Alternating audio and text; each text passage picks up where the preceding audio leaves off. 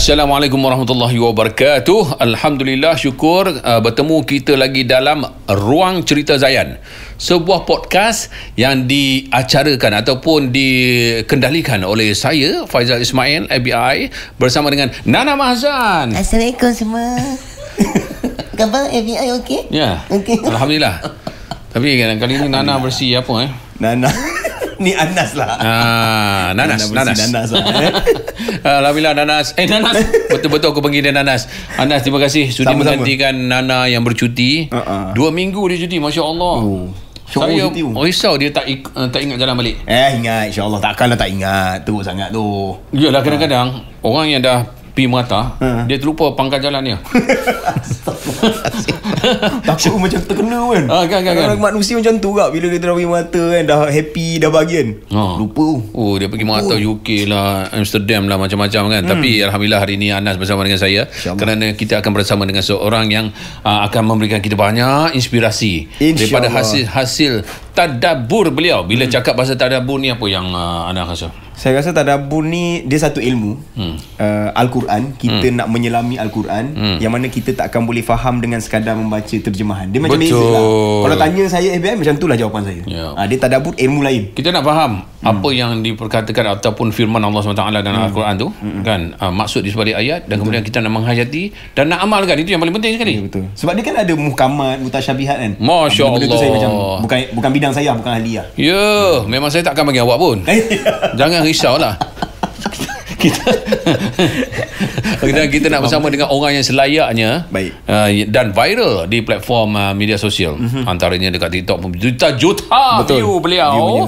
Dan beliau telah menghasilkan sebuah buku yang diberi nama buku Tadabbur Al-Quran. Tadabbur Al-Quran lah yang sebenarnya. Dan kita bawakan kepada anda Hafizul Faiz. Assalamualaikum. Waalaikumsalam. Assalamualaikum Hafizul. Apa khabar, sihat? Alhamdulillah sihat. Masya-Allah. Abang sihat? Sihat. Saya teruja fan. Fan ABI. Tadi tapi zaman cucuk langit lah. Zaman tu lah. Zaman tu lah, insya-Allah. Masa zaman tu saya teruji, bukan teruja. Teruji dengan macam-macam hal lah sebenarnya. Tapi alhamdulillah lah kan, kita dapat bersama hari ni. Apatah lagi bersama dengan orang yang mentadabbur ayat-ayat Al-Quran ni. Subhanallah. Kita kena ambil ibrah, ambil apa orang kata, inspirasi daripada beliau sebenarnya. InsyaAllah. Okey Anas. Dan tadi ABI ada sebut pasal satu buku yang ditulis oleh saudara Hafizul. Tapi Hafizul, okey, ni sedikit pengenalan lah daripada Hafizul sendiri. Berapa banyak buku yang ditulis oleh Hafizul sebenarnya? Kalau termasuk dengan yang paling terkini, 13 buah. 13 buah dah ABI? 13 buah ya. Masya-Allah. Buku yang pertama tahun bila? Buku yang pertama tahun 2012. Masa tu saya masih belajar. Masih belajar? Masih belajar. Waktu umur? Waktu tu umur dalam 20. Umur 20 tahun. Macam mana dalam umur 20? Seusia muda macam tu, Fizul boleh rasa nak tulis lah. Dia macam mana abang? Apa yang saya boleh kongsi adalah, saya tahu kata saya ni memang tak ada bakat nak jadi selain daripada penulis lah. Kalau suruh saya repair lampu, takut terpadam lampu tu. Kan? Kalau saya suruh jadi DJ, takut jadi hawak. Tu dia main keluar lah. Orang Kedah hawak. Damai lah. Jadi saya fikir kata satu-satunya hal yang saya tahu kata saya boleh buat hanyalah menulis. Jadi hampir setiap hari saya menulis. Saya tulis diary, saya tulis apa yang saya baca, saya tulis ulasan buku. Buku yang pertama tu apa judul dia? Buku tu zaman judul dia pasal budak mentah, travelog. Sebenarnya bukan lagi ke arah tadabbur. Bukan ke arah tadabbur. Buku tadabbur sebenarnya buku bermula pada buku ke-6 dan ke atas.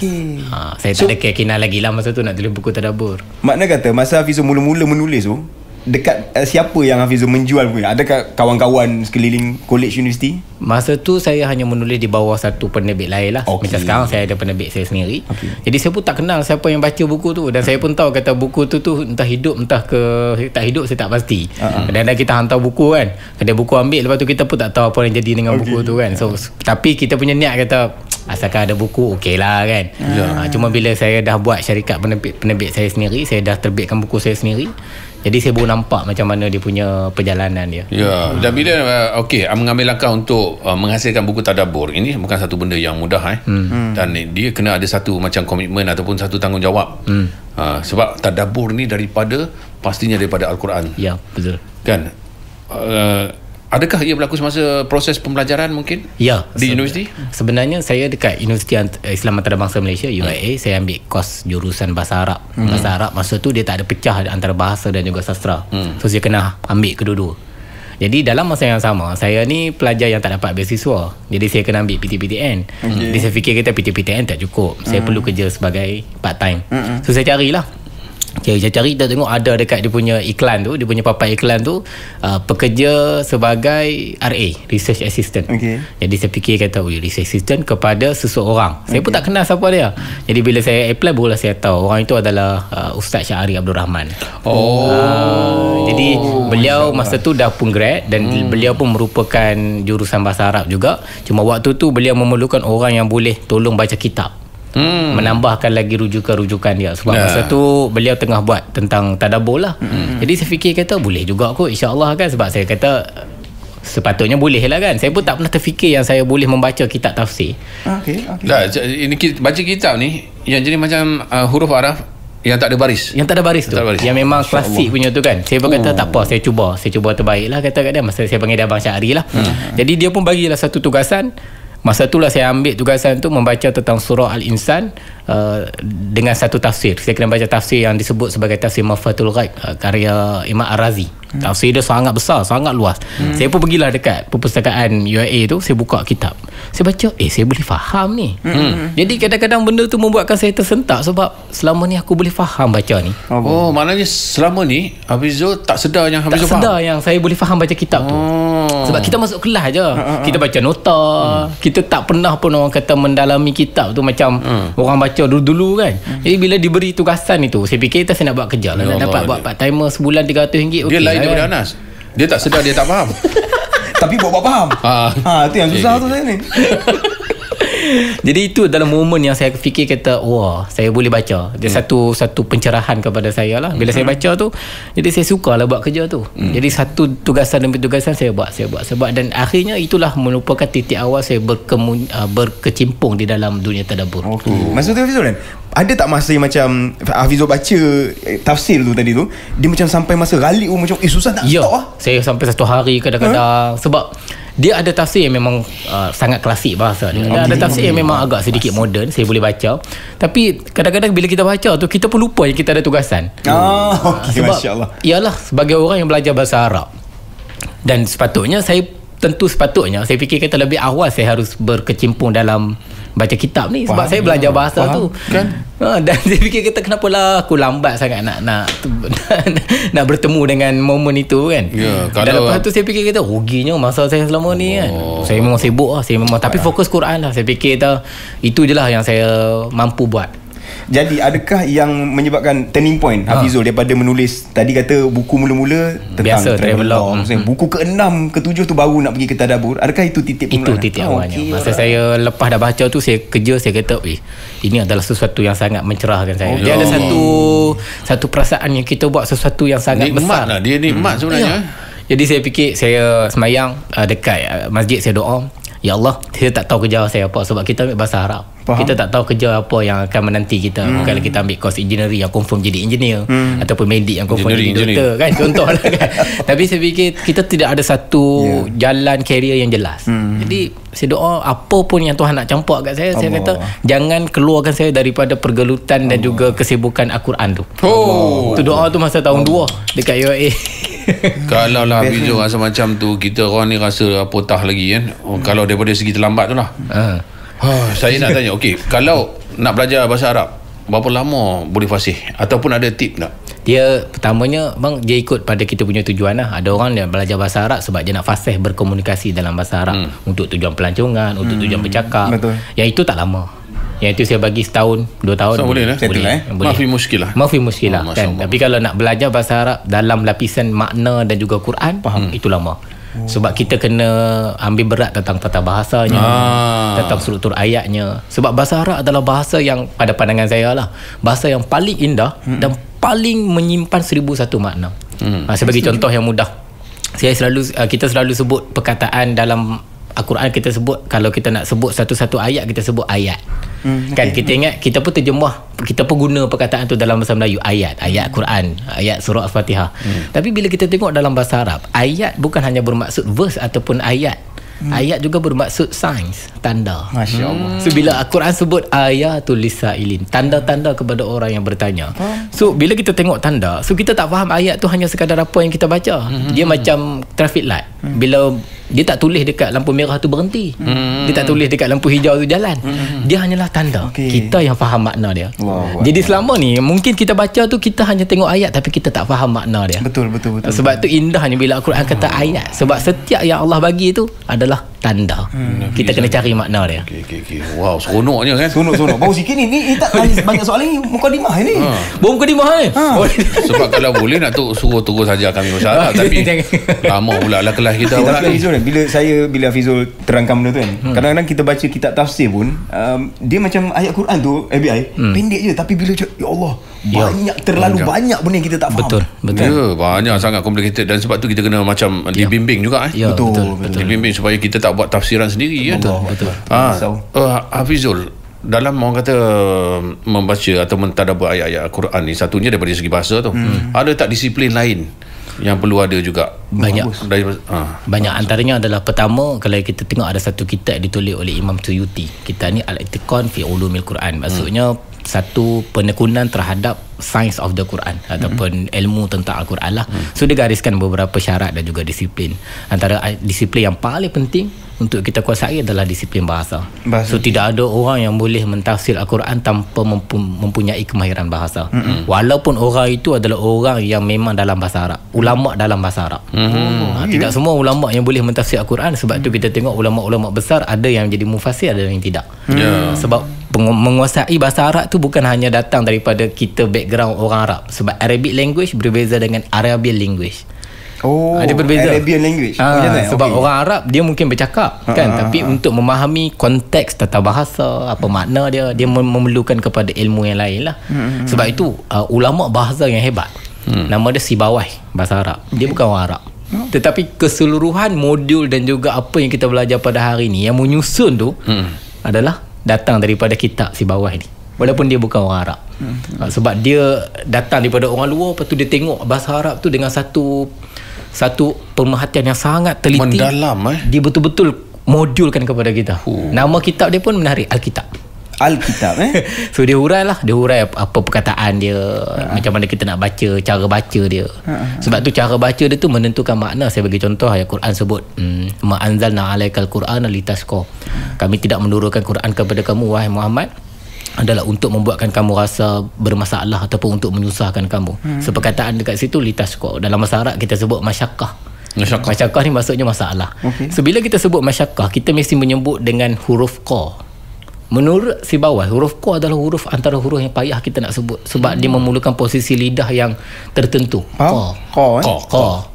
Kerana perkataan-perkataan yang mengandungi huruf qa juga adalah perkataan yang membawa kandungan masalah. Masyaqqah, tafaqquh, fiqh, susah. Nak memahami satu-satu fiqh itu susah. Syafiqah. Syafiq ni adalah orang yang memberikan pencerahan. Susah nak dapat benda tu. Jadi ini adalah salah satu ilmu yang ada dalam bahasa lah, ilmu huruf, ilmu penggunaan huruf. Sebab tu tadi abang sebut tentang tadabbur kan. So perkataan tadabbur datang daripada perkataan dubrun. Yang kita pinjam perkataan tu merujuk kepada pinggul kita. Dubur kita. Tapi sebenarnya dalam bahasa Arab, dubur adalah sesuatu yang bersifat paling hujung. Sebab tu dia pinggul, dia paling hujung kan. So tadabbur adalah proses untuk mendapat yang paling hujung pada makna tu. So bila orang tadabbur, dia berusaha untuk get to the deepest and get to the ending of the meaning tu. Jadi ada juga orang confuse tadabbur, tafsir. Okey, faham? Boleh Hafizul terangkan, adakah orang yang nak tadabbur ni dia perlu menguasai ilmu tafsir, ataupun orang yang dah buat ilmu tafsir ni maknanya dia sedang mentadabbur? Itu kita tak faham macam mana. Dalam tadabbur belum tentu ada tafsir, tetapi dalam tafsir sudah tentu ada tadabbur. Mana datang dulu? Okey, dia datang dulu. Kalau daripada sudut ilmu Quran, tafsir mesti datang dululah. So tafsir ni kita punya rujukan. Sebab tu tafsir fasara ni maksudnya kita mentafsirkan ataupun kita menginterpretasikan makna. Tadabbur dia boleh diterjemahkan sebagai menghayati. Jadi kadang-kadang penghayatan tu dia memerlukan tafsir.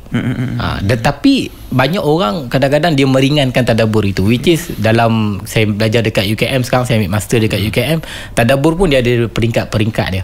Peringkat yang paling biasa adalah bila orang membaca Al-Quran, orang dengar, kita dengar ayat Quran, orang bacakan wadduha wal-laili iza saja, kita rasa seronok. Itu adalah bahagian daripada tadabbur. Sebab kita sudah merasa tenang dengan mendengar itu. Juga ada tadabbur halaman dia ataupun peringkat dia lebih mendalam. Dia mula faham makna. Tapi bila nak pergi kepada makna, dia kena rujuk tafsir. Kalau tanya saya, daripada peringkat yang kalau kita letakkan dia punya takah dia punya level dia, paling asas kita kena faham bahawa setiap tadabbur mesti berasaskan kepada tafsir. Itu surface lah. Itu surface. Tapi bila kita sebut tentang tafsir, selalu orang ingat tafsir ni adalah sesuatu yang kita tak mampu nak jangkau. Contohnya tadi macam saya cakap kan, kitab tafsir Arab. Sebenarnya kita ada tafsir Melayu. Kita ada ramai orang boleh baca tafsir. Contohnya daripada Buya Hamka, seorang ulama Indonesia. Dia tulis satu tafsir Al-Azhar lengkap 30 juzuk Quran. Dan bila kita baca, dia tak mudah, tak payah. Dia bukanlah kita kena selok apa benda tak. Kita baca macam kita baca buku. Jadi kadang-kadang kita suka memberatkan sedikit tafsir kerana bahasa aja. Sedangkan di sana ada tafsir-tafsir yang telah pun diterjemah. Sebagai contoh tafsir Ibn Katsir dah diterjemah. Kemudian tafsir Syed Qutb fi Zilal Quran sudah pun diterjemah. Sudah banyak tafsir-tafsir yang telah pun diterjemah, dan semua orang boleh baca. Dan kalau kita faham, alhamdulillah. Kalau kita tak faham, maka kita pun belajar lagi. Baik. Fizul, saya ada satu soalan yang mana bila Fizul sebutkan tentang tafsir ni, kalau boleh faham, alhamdulillah. Saya pernah didatangi oleh seorang sahabat kawan saya yang dia membicarakan pasal alif lam mim di abang kata di side dia punya kefahaman. Bolehkah kita terima? Ataupun sebagai ahli tadabbur sini, bolehkah kita mentadabburkan? Dia cakap apa? Alif lam pasal alif lam. Adalah, saya pun dah tak ingat lah. Tapi dia huraikan lah. Dihuraikan alif ni apa, kedudukan huruf macam ni. Saya macam seram sikit lah. Saya dengar alif lam mim tu tak ada siapa yang boleh cakap dan serahkan kepada Allah. Wallahu a'lam. Tapi macam mana? Sebab itu kita kena tengok balik ilmu Al-Quran, mesti asasnya adalah Al-Quran bil Quran. Satu, maksudnya kalau kita nak terjemah ataupun kita nak tafsir Al-Quran, kita kena tengok ayat Quran yang lain yang menguatkan satu sama lain. Itu pertama. Yang kedua, Al-Quran bil hadis. Maksudnya bila kita tengok ayat Quran, kita kena tengok hadis yang Nabi sebut tentang ayat tu. Jadi bila kita tengok tadi macam ayat dia panggil aruf muqatta'ah ataupun alif lam mim, alif lam ra, huruf-huruf yang terpotong, memang Nabi sebut tidak ada orang yang boleh memahaminya. So tidak ada Tidak ada. Bayangkan ya, kita nak kata betapa hebatnya kan. Ribuan tau mufassir sejak daripada zaman dulu, zaman tabi', zaman para sahabat, zaman tabi'in, zaman tabi' sampailah sekarang, ribuan. Tidak ada satu mufassir pun yang boleh menghurai makna. Tapi hari ni ada orang dia datang, dia kata saya faham makna dia.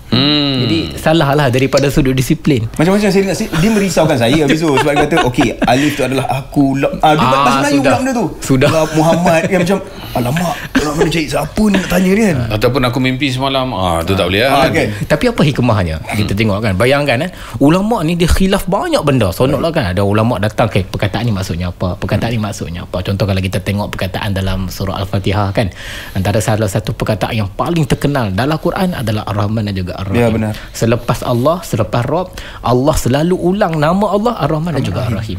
Jadi ulama bincang tahu apa maksud Ar-Rahman, apa maksud Ar-Rahim. Kenapa didatangkan dua maksud datang daripada akar yang sama, Rahimah. Yang paling menariknya, kita pun menggunakan perkataan tu untuk merujuk kepada sesuatu yang tersimpannya kasih sayang, bermulanya kasih sayang. Rahim ibu. Ya, benar. Datang daripada perkataan yang sama. Sebab di situlah bermulanya kasih sayang. Yang menariknya dalam ayat ni, Allah sebut Ar-Rahman Ar-Rahim adalah Allah nak memperkenalkan Tuhan sebagai Tuhan yang ada cinta dan juga kasih sayang tu. Ulama bahas Ar-Rahman adalah untuk semua manusia. Ar-Rahim adalah untuk orang Islam saja kerana konteks bahasa. Jadi ulama bahas macam tu. Kita boleh terima sebab memang konteks bahasanya Ar-Rahman dalam bahasa Arab dia datang dengan satu bentuk yang membawa maksud sesuatu yang sifatnya sementara. Saya bagi contoh, kalau orang Arab dia kata saya lapar, dia kata ana jau'an. So jawaan dengan Rahman dia sama bentuk. Alif nun kat belakang. Tapi bila kita makan kenyang lah. Betul. Jadi jawaan tu lah. jadi sementara aja kita lapar. Bila kita dah makan kita kenyang. Jadi cinta yang Allah bagi pada Ar-Rahman adalah cinta yang sifatnya sementara. Contohnya cinta kepada orang yang hidup dekat muka bumi ni sebab dunia sementara. Sementara betul. Ketika Ar-Rahim dia datang dengan satu sifat yang sifatnya kekal. Contoh kita nak kata orang tu bawa driver bus. Kita tak boleh nak kata dia driver bus kalau dia bawa semalam je bus. Dia 30 tahun baru kita kata mak driver bus. So dia mesti konsisten. Faham. So bila Ar-Rahim dia datang dengan satu sifat yang tak sama dengan Rahman, walaupun datang daripada akar yang sama, maksud yang sama, tapi Ar-Rahim itu sifatnya lebih permanent. Faham? Lebih kekal. Itu hanyalah daripada perspektif bahasa saja. Allahu Akbar. Kan? Itu baru dua perkataan tau. Tu ulama bincang. Bila masuk surah Al-Baqarah Alif Lam Mim kan, ulama tak ada siapa yang boleh hurai. Hikmahnya apa? Hikmahnya Allah nak bagi tahu. Ketika mana kita rasa macam kita dah tahu macam-macam. Tapi ada part yang Allah kata kalau aku tak bagi tahu, tak ada siapa yang boleh tahu. Dia ada understanding the limitation of people, of servant tu. Tu bahaya tu. Kadang-kadang kita suka tafsir sendiri ni. Dah habis dah Hafizul khatam satu Quran, tengok tadabbur masa belum lah. Ustaz tak pernah. Saya teringin sangat nak capai waktu tu, tapi tak pernah lagi. Belum lagi. Dia sekarang ni tadabbur ikut mana? Sekarang proses saya tadabbur per page. InsyaAllah saya akan keluarkan satu macam kad refleksi. So kad tu dia macam perhalaman punya tadabbur. So contoh macam bila kita tengok muka surat 3 kan, ayat berapa-berapa, so ada kad sebelah dia untuk kita tadabburkan dia. Dan sekarang ni dah halaman berapa dah? Sekarang ni dah siap sampai juzuk 5. Setelah 6 bulan. 6 bulan Kita nak tanya satu. Mungkin ada ayat yang tengah-tengah duk tadabbur tiba-tiba memberikan kesan lama kan.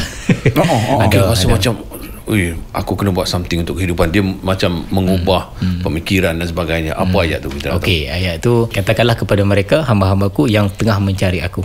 Yang tengah mencari aku. Lepas tu katakanlah kepada mereka, Allah kata fa inni qarib, sesungguhnya aku dekat. Sesungguhnya aku dekat. Jadi ayat fa inni qarib itu begitu menampar saya sebab daripada sudut bahasa, saya jenis bahasa, saya mula-mula sekali saya akan tengok ayat, saya akan tengok sudut bahasa tu. Bahasa ni ada dua, satu per kalimah, satu lagi per ayat. Per ayat tu kita panggil dia gaya bahasa lah, dalam bahasa Arab sebut sebagai uslub. Bila Allah guna ayat tu dengan memulai satu huruf yang namanya fa. Fa ni kita terjemah sebagai maka. Tapi dalam bahasa Arab, fa di sini bermaksud fa yang bermaksud confirmation. Contoh macam bila uzkuruni astajib lakum ataupun uzkurni fazkurkum. Kalau kamu ingatkan aku akan ingat kamu. For tu confirm. So maksudnya you need to start first, remember Allah, confirm Allah akan balas. Confirm Allah akan balas. So dia panggil for confirmation lah.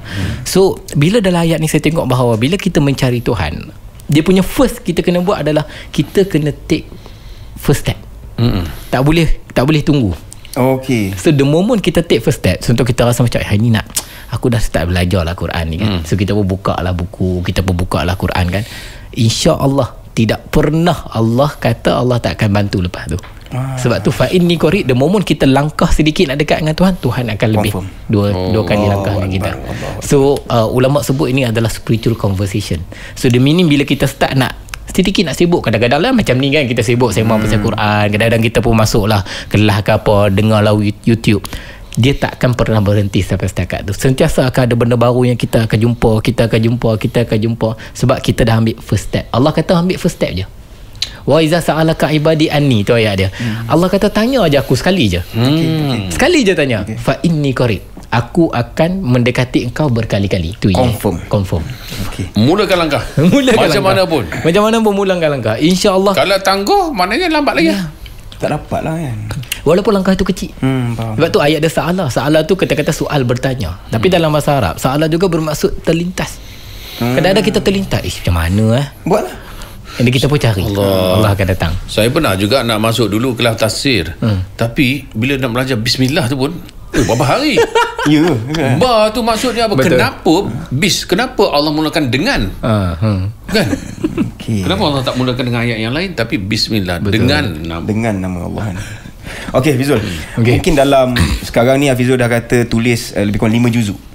Pernah tak dalam 5 juzuk ni Hafizul nak mentadabburkan satu-satu ayat tu yang macam sampai satu tahap macam dia terlalu menyentuh, menyebabkan Hafizul rasa macam aku tak boleh lah. Aku rasa macam menggeletar ke, ataupun ada something yang berimpact pada diri Hafizul yang mengatakan macam aku sangat susah untuk mentadabbur ayat dia, saya kalau yang boleh kongsikan lah. Kalau saya surah Fatihah tu sebenarnya sebab kadang-kadang kita kadang-kadang tidak terlalu memberi perhatian pada surah yang kita selalu baca.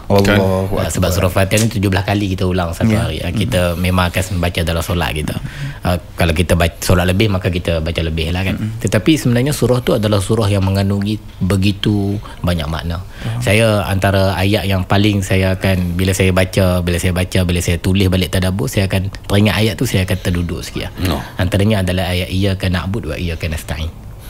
Ayat tu dia adalah ayat yang datang, dia gini saya nak cerita dalam bahasa yang mudah.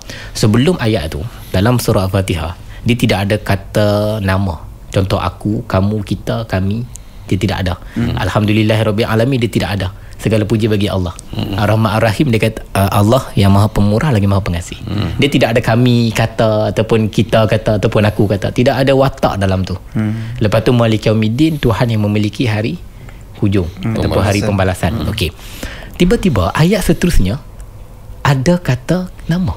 Iyyaka nasta'in. Iyyaka na'bud wa iyyaka nasta'in. Kepadamu kami sembah, kepadamu kami minta tolong. Kenapa sebelum ayat ni tidak ada kata nama? Kenapa ayatnya macam kita kata statement gitu je? Tapi tiba-tiba ayat tu datang dalam bentuk dialog pula. So tadi ayat yang bukan datang dalam bentuk dialog, kan? Kita baca, kita memberitahu, kita mengenali Tuhan dengan statement, dengan kenyataan. Tiba-tiba ayat tu datang dalam bentuk dialog. Bila dialog, kena ada orang cakap. Siapa yang cakap? Kita yang cakap. Maka kita telah berwujud dekat situ. Jadi perubahan di antara ayat yang tidak ada watak kepada ada watak, kata Imam Ghazali, adalah perubahan bagaimana manusia sebelum dia kenal Tuhan kepada dia kenal Tuhan. Dia mula kenal diri dia. Maka bila kita menyebut iyyaka na'bud, kita sudah mula mengenal diri kita sebagai hamba Allah Ta'ala. Masya Allah. Kalau itu tak terang kat saya pun mungkin tak dapat sampai hari ni. Jadi bila kita semayang, Tuan Nas, bila kita semayang dengan pemahamannya itu, takkanlah kita nak baca laju-laju surah Fatihah kan? Betul. Dia jadi macam kita ralat lah nak semayang kalut-kalut. Dia jadi macam sebab perubahan itu memberi maksud yang sangat besar. Betul. Kita daripada tiada kepada ada. Kita daripada tak kenal kepada kenal. Wow. Kalau kita betul-betul kan masa kita tengah baca tu, Masya Allah, kita boleh menangis sebenarnya. Betul saja. Hanya perubahan itu saja. Kita tak zoom kepada perkataannya. Orang Arab dia bila dia nak cakap I love you, dia cakap, orang lelaki cakap uhibbuki fillah ataupun uhibbuka fillah, orang perempuan cakap kan. Tapi tak special.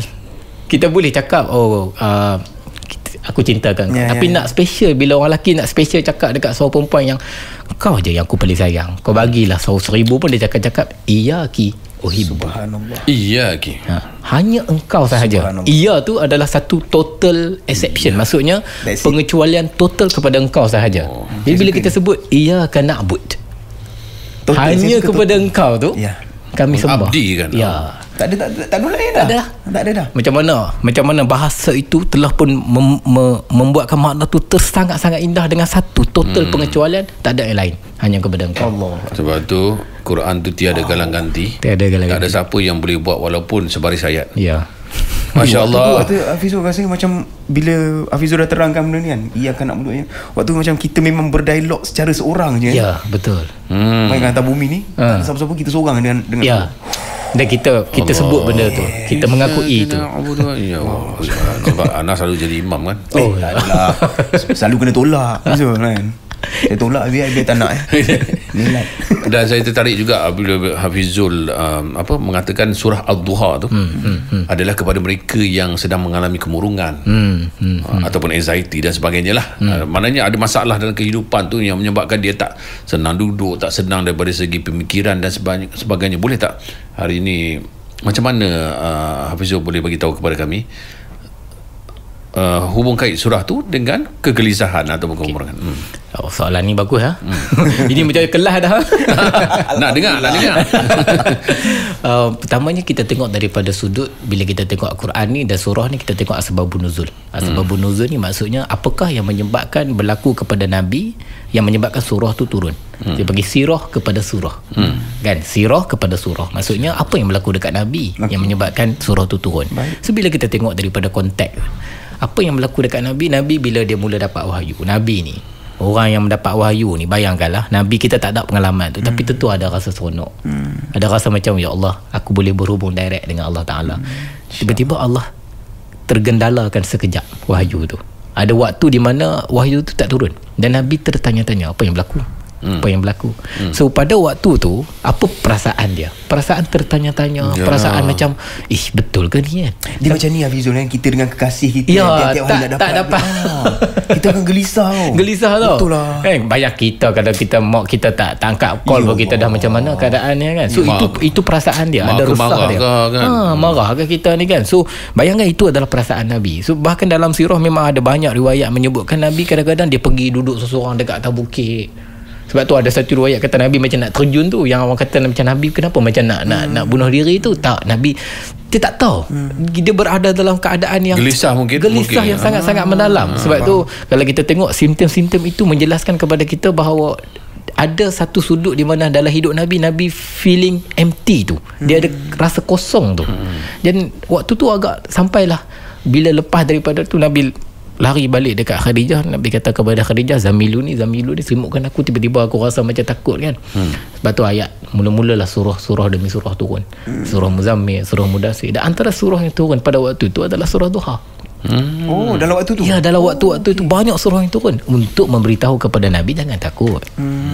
Jangan takut. Sebab tu dalam ayat tu Allah sebut walal akhiratu khairul laka minal ula wala sawfa yu'tika rabbuka fatarda wa wajadaka dhalan fahada. Kau rasa macam kau lost ni, jangan risau, aku ada. Macam mana kau nak yakin aku selalu ada? Kau tengok dulu macam mana. Dulu kau anak yatim, aku yang bagi engkau kan. Fa ammal yatim fala takhar wa ammas sa'ila fala tanha. Kau bertanya-tanya, aku yang jawab. So dia ada proses reflect balik. Kemudian dia ada proses untuk meyakinkan kepada Nabi aku ada. Lepas tu kau takut future anxiety, esok jadi apa wala sawfa yu'tika rabbuka fatarda. Satu masa nanti engkau akan datang kepada aku dan aku akan redha. Wow. Lepas tu walal akhiratu khairul laka minal ula. Kau tak payah tengok yang belakang-belakang ni, apa yang akan datang lebih baik daripada apa yang telah pun berlaku. So ayat dalam surah tu dia cover all angle of any problem dan any emotional struggle daripada manusia. Kita manusia takut future anxiety, ada ayat. Manusia takut emotional insecurity, ada ayat dia dalam surah tu. Bahkan kalau kita go deeper, ayat tu dia mula-mula dengan waduha, demi waktu duha. Waktu duha ni kita bayangkan waktu yang paling singkat, iaitu antara sebelum dia nak panas dengan selepas dia nak pagi. So dia antara dingin dengan panas, tapi tak berapa panas dan tak berapa sejuk. Lepas tu habis. Lepas tu walaili iza saja. So maksudnya waktu siang, waktu duha yang sangat dingin saat nak panas dengan malam. So secara gambarannya kata Fizilul Quran, kata Syed Qutb, dia kata macam hidup kita. Ada masanya kita akan bertemu dengan duhanya, ada masanya kita akan bertemu dengan malamnya. Ada masanya kita ada ke atas, siang, tenang, tak ada apa. Tapi ada masanya kita kena hadap lah benda-benda yang menyebabkan kita rasa struggle tu. Walaili idza saja. Jadi hidup ni macam wadduha lah. Macam surah duha, duha wal laili idza saja. Tapi apa pun Allah kata, kat mana pun kau, kat atas kan kau, kat bawah kan kau, mawadda'aka rabbuka wa ma qala. Allah tak akan pernah tinggalkan kau walaupun sekali. Boleh pujuk hati kita banyak ni. Walaupun dalam keresahan kita tengok macam mana yang berlaku kat Palestin, kat Sudan ni. Kalau baca ni, kalau tuan-tuan faham ni, insya-Allah boleh faham. Okey, baik Hafizul, saya ada satu soalan yang mana bila tadi Hafizul sebut tentang surah Wadduhan, kenapa perlu, mungkin kita nak ceritakan kepada netizen pendengar kita kan, kenapa perlu dalam banyak ayat Quran ni Allah banyak bersumpah demi wadduha, wal adiyati dhabha, wal asr, kan banyak lagi lah. Kenapa ada banyak ayat Quran macam ni? Untuk mengajar kita lebih mindful dalam memerhati. Kebanyakan sumpah, ayat-ayat sumpah kita sebut wa ni, wa qasam lah, kita sebut wa sumpah, adalah untuk membuatkan kita yang sedang hanyut dengan rutin kita yang pergi kerja, balik kerja. Kita berapa lama kita kerja dekat sini kan. Saya dulu masa first time nak kerja tu, kita paling hari pertama kita pergi kerja, kita paling ingat lah jalan. Sebab kita tahu nak parking kat mana, ni landmark dia apa kan. Tapi dah 30 tahun duk pulang tu, pejam mata pun boleh sampai. So manusia hidup dia lama-lama dia adalah rutin. Maksudnya dia dah take for granted dengan jalan-jalan tu. Dia dah tak perhati dah, sebab dia dah biasa. Dia dah pergi kerja. Bayangkan dalam konteks yang sama kita sebut tentang ibadah kita. Hari-hari kita sembahyang, hari-hari kita buat benda yang sama. Kadang-kadang kita rasa macam benda tu biasa, lah. Kita buat sebab kita nak ada kewajipan tu, kita nak selesaikan yang kewajipan tu kan. Kata tak nak lah, rasa tak best kan. Tapi bila kita buat, adakah kita betul-betul go deep kepada setiap satu episod tu. So kita ni adalah manusia yang cepat hanyut dengan rutin. Memang Allah cipta kita manusia macam tu. Kita cepat hanyut dengan rutin. Tapi bila kita buka Quran, Allah mula untuk activate balik, stimulate balik kita punya mindfulness dengan sumpah ni. Kejap kau berhenti kejap, kau tengok waktu duha. Kau berhenti kejap, kau tengok waktu demi masa. Kau berhenti kejap, kau tengok malam. Kau berhenti kejap, kau tengok matahari.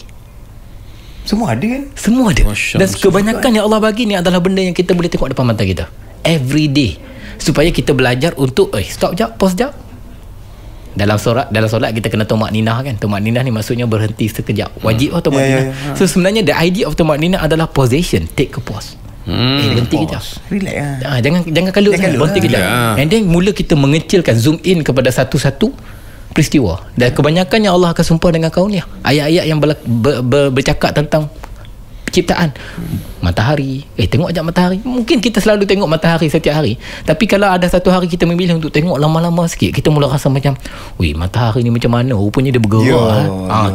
Kita ada mula rasa untuk meneliti dengan lebih mendalam. Kan? Dan ini sangat penting dalam Quran. So, bila kita mula untuk praktis tengok sesuatu tu dengan lebih mindful sedikit, tidaklah hanya sekadar tengok. Bila kita baca Quran, kita tak akan jadi orang hanya sekadar baca. Yalah, betul lah. Kita mula macam kenapa ayat ni macam ni ya? Kita dah mula stimulate. Kuda perang pun ada. Itu yang wal adiyati dhabah. Tu untuk waktu perang, sebab kuda dalam perang ni dia bila dia bergerak, kita akan nampak macam serabut macam tu debu, kan? Dan bila kita tengok balik dia punya debu-debu dia kan. So Allah nak sumpah, kalaulah itu pun siapa yang susun benda tu? Tak, dia orang tak belaga tau kuda satu sama lain tu, walaupun dalam keadaan kalut tu. Betul lah. So wal as, saya bagi contoh kan, antara salah satu ayat yang menarik adalah wal as demi masa. Perkataan as dalam bahasa Arab bukan hanya bermaksud masa. Kalau pernah pergi mana-mana negara Arab kan, kalau kita nak order jus kan, dia sebut apa? Asir. Asir. Saya kata maksudnya jus. Dia adalah apa maksud asra? Asra ni maksudnya perahan buah yang akhirnya menjadikan jus, kita sebut asir. Asir bari dan. Ya, asir bari sejuk. Ya, maksudnya jus itu yang telah pun diperah. Sebab apa jus? Sebab dia adalah satu air yang diperah. Buahnya telah pun diperah menghasilkan air. Jadi wal as demi masa. Apa yang nak disebut dekat situ dalam Fizil Al-Quran, disebut, dia kata maksudnya Allah nak bagi tahu masa ni kau kena tengok macam mana kau perah dia. Wow. Dan ramai orang rugi sebab dia tak perah masa tu. Dia membiarkan masa itu berlalu pergi. Sebab tu wal as innal insana lafi khusr. Subhanallah. Rugilah ya mereka yang melalaikan masa dan sebagainya, kecuali mereka yang perah dia betul-betul. Aduh, saya perah lambat ni. Awak berdatang sini baru kita orang nak perah. Macam mana ni? Tapi okey, kalau ikutkan penerangan daripada pengalaman Hafizul sendiri, maknanya Al-Quran ini dia boleh menjadi penyelesaian kepada semua masalah. Itu sudah pastilah ya. Tapi macam mana kita nak bagi tahu kepada masyarakat kita umumnya, yang mungkin kita nak cakap Al-Quran ini penyelesaian, tapi masih lagi ada dia cari tempat lain. Masih lagi ke tempat-tempat yang lain lah sebagai platform untuk menyelesaikan masalah dia kan. Music contohnya lah. Bukan dia kata benda tu salah kan, tapi mungkin rujukan untuk dia menyelesaikan masalah tu tak tepat. Dia tak datang kepada Quran ni. Macam mana nak panggil dia datang sini? Sebab ada orang yang dia tak boleh faham. Dia tak boleh faham. Kita selalu fikir Quran ni, kita selalu fikir daripada kerangka intellectual understanding. Maksudnya kalau kita nak faham dan nak nampak penyelesaian Al-Quran, kita kena faham dia. Quran tak semestinya begitu. Sebab tu Quran ni Allah kata rahmatan lil alamin. Bila kita kata rahmatan ni, dia mesti datang dalam bentuk yang sangat luas. Kadang-kadang Quran dia datang dalam spiritual je. Contohan, ada orang ni, saya jumpa kawan saya masa saya baru balik cuti dekat Turki. So jumpa orang dekat Turki, dekat Hagia Sophia tu. Dia kata dia main dekat Hagia Sophia ni sebab dia terpegun dengan azan je. Setengah orang dia tak faham lagi pun. Kadang-kadang spiritual dia dah touch by just listening to the Quran.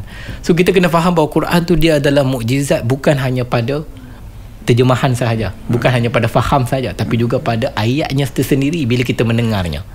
Jadi itu kita kena faham dulu konteks, memahami dan juga mendekati Quran, bahawa dia datang dalam banyak angle, banyak sudut-sudut yang kita kena faham. Sebab tu tengah orang dia tak belajar lah, 60 tahun nak belajar bahasa Arab kan. Tapi bila dia dengar Quran, dia boleh, dia rasa macam heartbeat dia slow. Tenang. Itu adalah satu positif yang sangat-sangat luar biasa yang kita tak pernah jangka bahawa ada orang akan rasa macam tu. Kan hari ni banyak kajian menunjukkan bahawa macam mana sebenarnya jantung kita, degupan jantung kita ni akan mula memperlahan setelah kita membuka ayat-ayat yang berkaitan dengan Al-Quran.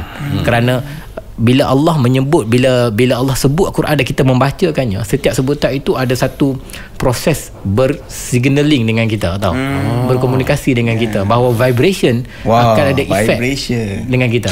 Sebab tu bila kita sebut ayat-ayat tu, contoh kita baca surah Ar-Rahman, Allamal Quran, sudah hujung dia tu nun kan. So nun tu adalah satu huruf yang memberi satu vibration yang sangat tenang. Sebab tu ulama cakap nun adalah huruf yang paling indah. Sebab tu nun adalah huruf, antara majoriti ayat adalah surah Yusuf dia berakhir dengan huruf nun. Sebab dia adalah huruf yang sangat indah. Dia panggil huruf muziki, huruf yang terlalu indah. Sebab tu nun ni kan, kalau hukum tajwid, nun mati mestilah kita kan, nun adalah tanda yang sangat besar dalam membaca itu. Sebab tu kalau qiraat kita tengok banyak beza dekat nun. Sebab dia adalah satu huruf yang mengandungi keindahan-keindahan dia. Masya-Allah. Jadi kita kena faham tu dululah. Cuma dia tidak semestinya kita letak Al-Quran penyelesaian semata-mata. Dia Al-Quran tu kalau kita nak jumpa, nak kita, aku tak ada kerja ni, aku buka Quran ada, tak ada lah. Quran bukan tempat kita cari kerja kosong. Quran bukan tempat kita cari pengganti kepada makwa-pakwa kita yang hilang. Quran dia tidak datang penyelesaian yang seperti mana kita bayangkan. Sebab tu Quran tu kita kena faham dia rahmatan lil alamin. Hal yang paling Quran boleh bagi dekat kita adalah rasa kuat untuk kita berdepan dengan apa saja masalah. Kalau kita kata Quran boleh bagi aku selesai masalah, aku tak ada kerja, aku jumpa kerja adalah Quran. Esok kita tak ada kerja lagi. Tapi bila kita buka Quran, apa yang kita akan dapat? Rasa kuat untuk tenang. Setakat lepas ni ada 3-4 kali aku kena buat kerja, apalah sangat. Faham. Kuat tu datang dari mana-mana sebab kita dah mula mengamalkan Quran, baca Quran. Pagi-pagi kita baca Quran. So Quran dia bagi satu solution yang boleh rentas segala masalah. Dan itu kena faham. Saya bukan apa tadi terpegun bila Hafizul sebut pasal vibration tu. Saya teringat seorang sahabat saya. Dia seorang vibration engineer sekarang ni. Saya tanya dia kenapa dia buat PhD dalam bidang vibration. Sebab dia baca ayat Quran yang bermaksud orang ni ingat kebesaran hati dia akan bergetar. Jadi sebab tu dia buat sama PhD untuk vibration. Itu inspirasi dia. Daripada ayat Quran itu saja. Subhanallah. Saya teringat tu dia kat dia. Sebab tu katanya kalau macam air pun diperdengarkan ayat suci, molekul dia akan berubah. Ya, betul. Subhanallah. Tu getaran sebenarnya kan. Getaran tu vibration tu. Sebab tu kita masa kita kan baby lahir kita kena azan. Because the first frequency itu adalah tentang Allahu Akbar. Banyak mengapa. Saya minta orang lain azankan lah. Saya bukan Anas lah. Okey, bila Hafiz cakap macam ni, mungkin ramai yang tersentak.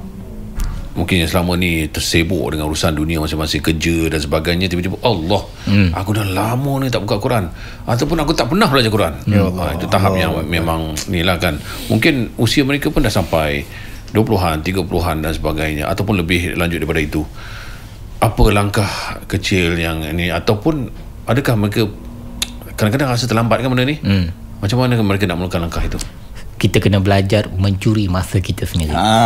Tu ayat yang saya selalu pakai pada diri saya lah. Sebab kadang-kadang bila kita sibuk ni, kita ambil lah pukul 6 kita bangun, kita tak sempat buat apa dah.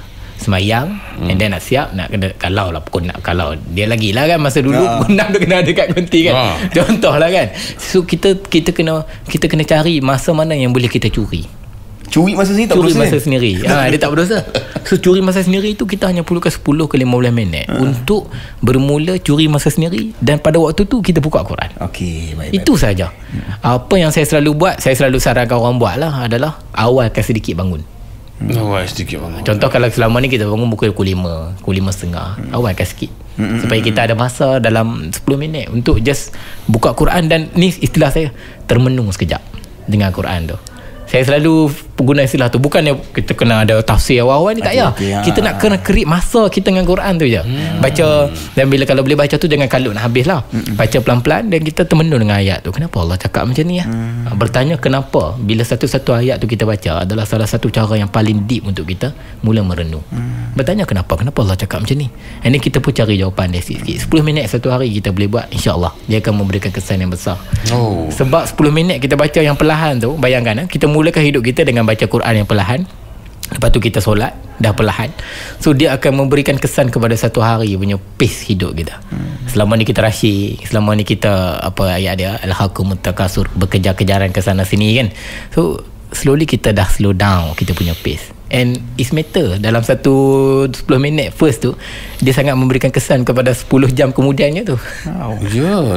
Ya. Itu maknanya perah masa tu. Perah masa Dan untuk Hafizul sendiri, Hafizul tahap yang macam mana sekarang? Adakah perlu juga membaca ataupun sekarang ni tadabbur sahaja ke ataupun macam mana? Saya akan membaca jugalah. Saya akan selalu, saya adalah orang yang akan selalu Quran apa tafsir ni cakap apa. Saya suka. Tambah-tambah sekarang ni ada banyak tafsir-tafsir baru. Tafsir-tafsir baru ni banyak. Bahkan kalau kita tengok yang moden, kita tengok contohnya ulama yang sangat menarik untuk dibaca adalah yang saya baca sekarang Samirai. Ulama bahasa. Dia ni ulama yang masih hidup sekarang. Dia cerita tentang tata bahasa saja. Saya sukalah. Saya akan selalu mencari cara macam mana saya boleh rujuk kitab tu. Dan kadang-kadang habis duit banyak lah membeli kitab ni kan. Dan saya suka. Contoh macam sekarang ni Nabulsi, masih hidup orang dia, tapi dia adalah orang yang ulama yang dah buat tafsir berkenaan dengan psikologi manusia. Macam mana kita dulu tak pernah terfikir kan, tapi dia dah pergi kepada psikologi. Macam mana manusia bila dia berada pada tahap emosi macam ni, ayat ni kenapa. Fizul, kalau ada rezeki lah, bila Fizul dah sebut nama ulama-ulama besar tadi kan, ada rezeki ke Fizul jumpa dengan mereka ni? Oh ya Allah, saya selalu terkedu kalau jumpa dengan dia ni. Saya akan duduk mendengar gitu kan. Saya adalah orang yang sejujurnya kan, kalau saya boleh distract diri saya adalah orang yang paling suka belajar tu. Tapi saya adalah orang yang paling suka belajar diam-diam tu, duduk lama-lama diam-diam. Kalau dalam kelas tu saya suka duduk depan, tapi saya bukan orang yang paling bising. Kadang-kadang saya adalah orang yang paling lena tu, kadang-kadang hilang kan, tolong kan. Tapi saya suka termenung tu. Saya suka, mungkin yang kita perlukan bila saya fikir, bila saya baca, semua orang baca yang sama, baca kitab yang sama, kawan-kawan saya pun belajar yang sama kan. Dia kata kadang-kadang dia tanya, aku baca dapat menaling, hang baca dapat menaling, macam mana tak kan. Mungkin bezanya kalau saya kata kat dia adalah menungan tu. Kadang-kadang saya baca menungan yang panjang tu. Bila kita baca, kadang-kadang kita baca, kita kalau nak habis, apa-apa kita buat, kita ada satu insting, aku nak kena habiskan benda ni kan. Tak, bila Fizul cakap pasal kalut nak habis, saya pernah bila solat sebelah orang kan, kita baca Subhana Rabbil Azim, yang baca laju-laju untuk 3 kali tu, kadang-kadang terjumpa dengan orang yang sekali dia baca, tapi dia punya baca tu asal sampai dia menangis. Subhanallah, sekali je kan, tapi dia nangis. Okey, Fizul, ni mungkin soalan daripada saya. What's your goal untuk menceritakan tentang Al-Quran ni? Adakah dengan, sebab saya tengok Fizul pun alhamdulillah ada seorang yang peluk Islam bila baca Fizul punya buku Angela tu kan. Nak tahu goal tak? Saya punya goal adalah kalau boleh lah, kalau diberikan kesempatan, saya nak memang habiskan silibus Quran tu, insyaAllah. Maksudnya kalau contoh saya start buat kad refleksi, satu masa nanti saya nak fokus pada buat buku yang habiskan sampai 30 juzuk Al-Quran. Sekarang ni saya dah buat tentang tadabbur 30 juzuk tu catatan je. Maksudnya satu juzuk satu key message. Saya buat key message tu pun emotional, supaya bila kita baca tu kita ingat juzuk satu cerita pasal ni, juzuk tu saya nak paling lagi zoom in lah. Itu je lah kalau diberi kesempatan. Kalau tak diberi kesempatan, buatlah setakat mana yang boleh kan. Sebab saya tak selalu letak diri saya sebagai orang yang hebat ke pakar ke apa. Jadi saya tahu kata aku ni tak berapa hebat sangat ke tak apa, tapi apa benda manfaat yang confirm yang boleh aku bawa lah pergi jumpa Tuhan kan. Libatkan orang dengan Quran. Paling-paling tidak pun hubungkan dengan orang Quran pun dah okey lah. Okey lah. Setakat tu lah dia punya. Sebab saya selalu fikir hidup saya ni antara dua je, berbagi makna dan kebaikan. So berkongsi makna dan kebaikan. Kalau tak dapat makna, kebaikan pun okey lah. Setengah orang bila dia go deeper, dia baca buku, dia dapatlah makna. Makna tu sesuatu yang telah menyebabkan hati kita berubah, nak berubah untuk buat sesuatu yang baik kan. So kebaikan adalah sesuatu yang menginspirasikan kita untuk meneruskan hidup kan, membuat kebaikan. So kalau ada orang dapat kebaikan, tak dapat makna pun pada saya okey lah. Dan Hafizul tengok macam mana pendidikan dekat Malaysia daripada segi madrasah tahfiz contohnya. Hafalan Al-Quran itu memang okey lah, tak ada masalah. Memang saya fikir untuk kanak-kanak. Saya fikir kita pendedahan awal kepada anak-anak tentang hafal sangat bagus, bagus. Tahfiz. Kadang-kadang banyak madrasah masih lagi agak lewat menekankan tentang konsep pemahaman. Saya selalu minta kalau kawan-kawan ke yang tengah mengajar ke apa kan, awalkan sedikit supaya penghayatan itu lebih awal. Sebab saya sendiri, saya taklah hafal 30 juzuk, tapi saya kalau saya faham makna, lagi cepat saya boleh hafal.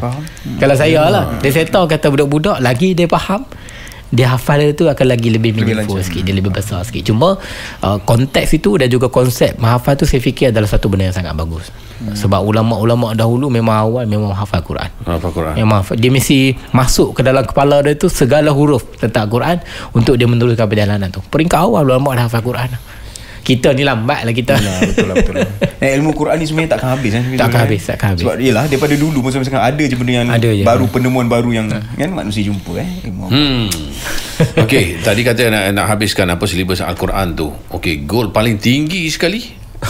Ada tak ultimate ataupun macam dah itu je yang aku fikir setakat ni, tak ada lagi. Mungkin jadi ahli tafsir satu hari. Saya kalau diberi peluang untuk menjadi ahli tafsir, tetapi dalam keadaan sekarang ni saya selalu fikir saya tak layak lah.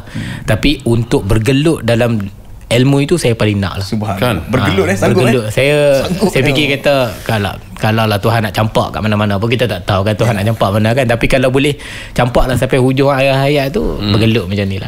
Ni pun saya tak sangka ni boleh buat konten, boleh viral. Sebab saya selalu ingat diri saya ni boleh menulis je, tak boleh cakap. Tapi masa saya mula-mula nak cakap tu, saya hanya sekadar bercakap je lah kan. Cakap, kata main-main cakap begitu. Tak sangka pula dia mendapat raise. Saya selalu fikir Tuhan nak hubungkan sedikit, maka saya manfaatkan setakat tu je. Tapi yang paling kalau dari sudut apa yang boleh dilihat, goal teratas saya adalah nak terbitkan buku banyak pasal Quran. Masya-Allah. Memang kalau boleh seronok kan. Kalau boleh banyak, kalau boleh segala buku tu kan, kalau cari surah apa ada, macam tu. Paling tidak pun itu, walaupun bukan saya yang tulis, tapi kita sebagai orang yang memudahkan untuk agama-agama sajaran-sajaran tulis, go ahead. Apa nasihat Hafizul untuk followers yang mungkin selama ni ialah dia orang memang suka untuk tengok apa yang diperkatakan oleh Hafizul di video masing-masing apa semua. Okey, mungkin Hafizul nak cakap kena ada follow up something ke selepas menyaksikan video tu. Apa nasihat kepada followers? Selalu pergi balik kepada ilmu tu, jangan kepada orang yang menyampaikan ilmu tu. Macam saya boleh orang selalu tengok ke apa, okay, saya faham. Setengah kita ni hanya perlukan kadang-kadang 1 minit 2 minit untuk trigger. Aku ni kenapa down sangat, kita buka lah video, kita buka lah apa, kita dapat something, kita termenung. Tapi jangan berhenti setakat tu. Sebab kita perlu balik kepada ilmu tu. Sebab manusia bila dia balik kepada ilmu, dia akan dapat satu makna yang lebih dalam daripada itu. So kadang-kadang saya hanyalah sekadar tools Allah sampaikan, hanya sekadar jabatan kan. Tapi patah balik kepada ilmu. Kalau ayat Quran tu, kalau saya baca apa-apa saya selalu sebut, nanti balik buka ayat Quran tu, baca sendiri. Biar kita mendengar itu daripada mulut kita sendiri, daripada suara kita sendiri, daripada fikiran kita sendiri. Kita baca, kita pun baca terjemahan dia, kita pun cari sendiri. Sebab itu je dia punya pintu dia. Saya perasan juga Hafizul kalau kita baca, dengar orang, yalah seronok dengar orang macam, tapi bila kita baca sendiri lain, kepuasan lain. Kita baca kuat-kuat tu lagi lah best. Lagi lain. Kan? Masya-Allah. Banyak sebenarnya kita dapat. Sebenarnya banyak, bukan banyak tu je, banyak lagi saya nak tanya, tapi takut terpanjang lah kan. Ada lagi 1 jam tu awak tanya. Yalah. Okey, saya nak tanya. Tadi 1 jam. Tadi 1 jam, tapi last. Macam ni Fizu nak dapatkan idea. Okey, ini untuk tajuk buku je. Supaya tajuk buku tu dia membuatkan ramai yang bila tengok macam dekat. Rasa macam aku nak kena baca buku ni. Okey, jawab dalam masa sejam. Kalau ni kita cakap pasal buku pula kan. So kalau buku, method yang saya selalu gunakan adalah saya selalu fikir audience saya orang yang macam mana. So dalam konteks bisnes kita kena faham customer, customer kita macam mana. Dan saya bila kita faham customer, dia banyak lah, banyak benda yang kita nak faham customer ni. Tapi saya akan letak satu benda je yang saya nak faham. Apakah emotional struggle customer saya? Itu saya tanya soalan. Kalau itu saya tak jelas, saya tak akan terbit apa-apa buku pun. Apakah emotional struggle? Apakah pergelutan emosi dia? Dia tak payah pergelutan lain. Saya nak pergelutan emosi dia. Pergelutan lain setengah customer, pergelutan aku tak ada duit. Tak, bukan isu tu yang saya nak selesaikan. Bila tak ada duit, apa perasaan dia? Emosi dia apa? Saya terus terbayang apa tau. Macam manalah Rasulullah SAW yang waktu menerima ayat Quran ni, pergelutan emosi Nabi sendiri. Ya, betul. Jadi saya akan selalu fikir apa pergelutan emosi dia. So bila saya buat buku, bila saya tulis ke apa kan, saya tahu kata ini adalah untuk connect dengan emotional struggle tu. So key emotional struggle itulah yang menjadikan dorongan untuk saya tulis buku tu. Sebab tu setengah orang kata buku ni kena dengan emosi dia. Sebab memang itu kita punya target. Kita bukan target nak jadikan orang tu pandai. Sebab tu selalu pesan kepada orang, janganlah rasa macam nak kena pandai baca buku ni. Janganlah rasa macam bila kita baca buku ni kita lah yang paling pandai. Paling okey. Sebab ilmu ni ada dua. Satu, beauty of knowledge tak akan dirasai oleh orang yang tahu, tapi orang yang mengalami. So bila kita baca something, kita tahu, lepas tu kita mengalami dalam hidup kita dan kita ingat ayat yang kita baca tu, itu beauty of knowledge. Allah, benar. Betul. Kalau kita tahu tapi kita tak mengalami, dia tak rasa makna tu. Dia akan rasa macam kita tahu je lah kan. Ya, dulu kita kecil-kecil duk baca surah yang tu kan tak rasa apa, tapi bila kita mengalami momen satu, contohnya macam Alhaakumut Takatsur. Macam, aku buat apa atas dunia ni? Mengumpul-ngumpul kan. Contohnya macam contoh kan. So kita akan rasa macam that's the beauty of knowledge. So knowledge tu dia boleh jadi beauty, dia boleh jadi hanya sekadar knowledge lah. Dia tak memberikan apa-apa. So selalu saya pesan kata itu emotional struggle. Sebab tu kita tulis apa-apa pun, saya tulis pasal Quran ke, saya buat video ke, saya akan dalam kepala saya fikir apa emotional struggle yang saya cuba nak bantu. Itu je. Sebab tu mungkin setengah orang rasa macam patutlah dengar rasa macam nak sedih. Sebenarnya saya bukan niat nak bagi orang menangis tu. Saya niat nak bagi orang mula untuk terima bahawa apa kau sedang rasa sekarang ni. Sebab kita ambil ibrah daripada doa Nabi Adam. Rabbana zalamna. Sebenarnya Nabi Adam boleh je cakap Allahumma filana. Ampunkan aku. Tapi kenapa Nabi Adam sebut dulu, ya Allah, ya Tuhan kami telah melakukan zalim kepada diri kami dan juga kepada jiwa kami, anfusana. Kenapa nak kena ada satu proses pengakuan? Kan? Sebab itu untuk mengajar manusia untuk jangan deny apa yang kau sedang rasa sekarang. Setengah orang rasa macam aku takkanlah aku tak rasa macam ni lah, aku okey je lah kan. Betul, kita kan selalu always deny kan. Tak, jangan deny. Kalau kau tengah tak okey, better kau mengaku je kau tak okey. Sebab Nabi Adam pun mengaku je. Kalau kau buat salah, kau buatlah salah yang kau takut sangat. Sebab the process of keampunan itu mesti bermula dengan satu acceptance, acceptance, menerima dan mengakui bahawa okey, aku yang buat salah, aku lemah.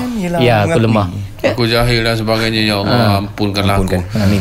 Hai, terima kasihlah banyak-banyak kepada Hafizul hari ini memberikan satu suntikan yang so much kepada kami. Alhamdulillah. Mungkin ada sesuatu yang Hafizul nak mempromosikan daripada segi buku pula ni. Yang itulah kad refleksi itu jangan lupa dapatkan insya-Allah bulan 11. Terbit bila tak tahu lah. Selalunya terbit bila podcast ni. Sabtu ni keluar. Okay, maksudnya hari ni Sabtu lah daripada dengar. Tapi kalau tanya saya Sabtu ni kan. So insya-Allah hujung bulan 11, kalau ada rezeki juzuk 1 dah siap. Okey. Kalau ada rezeki, kemudian kita akan teruskan sampailah 15 hari bulan 2 2026. Ramadan 17 hari bulan kan. InsyaAllah sebelum Ramadan lengkap 30 juzuk Quran. InsyaAllah. Supaya benda tu boleh dimanfaatkan pada bulan Ramadan. So dia kad refleksi macam Quran ni kan. Kita ambil, kita boleh letak dekat celah-celah halaman dia. Jadi bila kita baca Quran, kita terus boleh rujuk halaman itu dan apakah refleksi per halaman, insyaAllah. Last but not least, kalau kita nak melamar Hafizul sebagai salah satu tetap panel untuk satu kapsul boleh? Boleh. Tapi cakap pasal Quran je lah. Cakap pasal benda ni saya tak erti. Jangan suruh cakap Jangan suruh bedah ni. Jangan suruh bedah pasal lampu pula kan. Sudah pasti saya tak akan suruh bercakap pasal Anas, tak akan bercakap pasal orang lain. Jangan risau pasal Al-Quran semata-mata. Boleh insya-Allah saya usahakan di bawah boleh insya-Allah. Alhamdulillah. Dan kita mendoakan semoga apa yang dikongsikan oleh Hafizul Faiz kan, supaya saya rasa saya guna bahasa ni lah, bukan kita selalu kalau guna bahasa macam Allah sentiasa apa nak benda tu lah, macam kita sentiasa merasakan yang Allah sentiasa dekat dengan kita. Sebab kalau saya guna macam kita dekat dengan Allah, kadang-kadang orang macam ambil tak indah. Tapi bila Allah selalu dekat dengan kita, InsyaAllah. Terima kasih banyak Hafizul Faiz atas penerbitan buku. Terima kasih juga jemput. Mudah-mudahan Allah memberkati usaha. Amin. Ya Rabbal Alamin. Al-Quran dan kami semua pun dapat juga kesan daripada apa perkongsian. InsyaAllah. Assalamualaikum warahmatullahi wabarakatuh. Waalaikumsalam warahmatullahi.